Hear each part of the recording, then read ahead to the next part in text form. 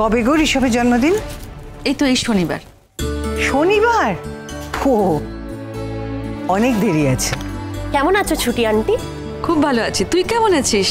আমিও খুব ভালো আছি। দেখ তো। মা তুমি বসো, আমি দেখছি।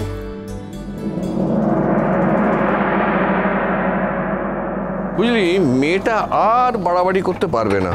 তবে ওর মায়ের ওইভাবে রাস্তায় ফেলে মারটা কিন্তু ঠিক হয়নি।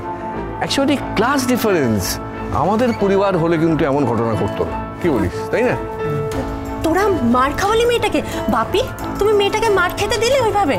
আরে বাবা, আমরা তো মারতে বলিনি, ওর মাই তো মারতে শুরু করলো। আমরা তো পুলিশকে ডাকলাম।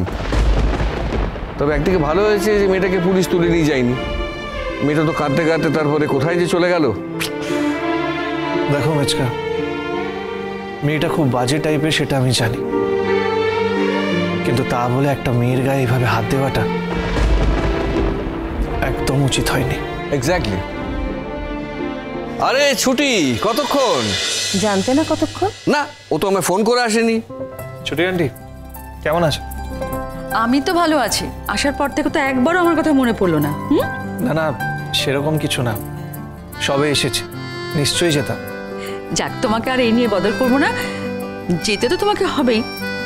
তার কারণ আমার ঋষভের জন্মদিন, জন্মদিনে তোমাদের যেতে হবে। কিন্তু ছুটি আন্টি, খুব বড় করে করছো না ঋষভের জন্মদিন? ঋষভ বলছিল। তোর সাথে ঋষভের এত কথা কোথায় হয় রে?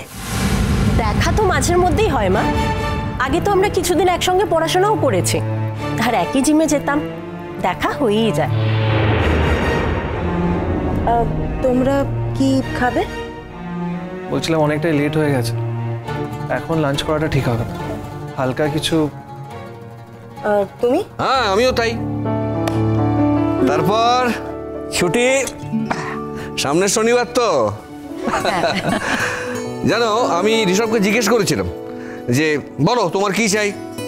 তা বুঝলে দাদা কি বললো জানো? বললো কিচ্ছু চাই না, শুধু ভালোবাসা। বাবা, এত বড় হয়ে গেছে নাকি ছেলেটা? অলরেডি পেয়ে গেছে অনেক কিছু, ওর বোধ হয় আর জায়গা নেই নেওয়ার কিছু। এখন শুধু ওর ভালোবাসাটুকু দরকার, আর কিছু না। দেখো, আমি সারা জীবন তোমাদের অনেক সাপোর্ট পেয়েছি, আর তোমাদের সাপোর্ট ছাড়া আমার ছেলেটাকে এত ভালো করে মানুষ করতে পারতাম না শতরূপা। আমি তো ডাক্তারি করতাম, তুমি তখন হাউসওয়াইফ ছিলে। তুমি তো ঋষভকে সময় দিয়েছো, ওকে দেখাশোনা করেছো। আমি তোমার কাছে চিরকাল ঋণী থাকবো শতরূপা, চিরকাল। থাক ছুটি, আমি তোমার ধন্যবাদ পাওয়ার জন্য এসব করিনি। ছুটি আন্টি, অনেক প্ল্যান করেছো বলো? না না, আর প্ল্যান কি রে, ওই কিছু করেছি আর কি। তোরা আয় না, সবাই মিলে একদিন আয়, আমি কিছু করে রেখেছি। তারপরে তোরা যদি মনে করিস আরে কিছু অ্যাড করবি, কর না। তোমার ছেলে দাঁড়িয়ে গেছে ছুটি, আমার মেয়ে এখনো দাঁড়ায়নি। ওকে না এইসব প্ল্যান চ্যানের মধ্যে রেখো না, তাহলে ওর কনসেন্ট্রেশন ব্রেক করবে। ও তো তোমার ছেলের মতো অত মেধাবী নয়। এত বাড়াবাড়ি করো না তুমি। আরে বাবা, একদিনের জন্য তো যাবে, আর তাছাড়া ওরা তো বন্ধু বান্ধব। ভোলে বাবা পার করেগা, সোম থেকে রবি প্রতিদিন বিকেল 5:30টায় স্টার জলসায় ও জিও হটস্টারে।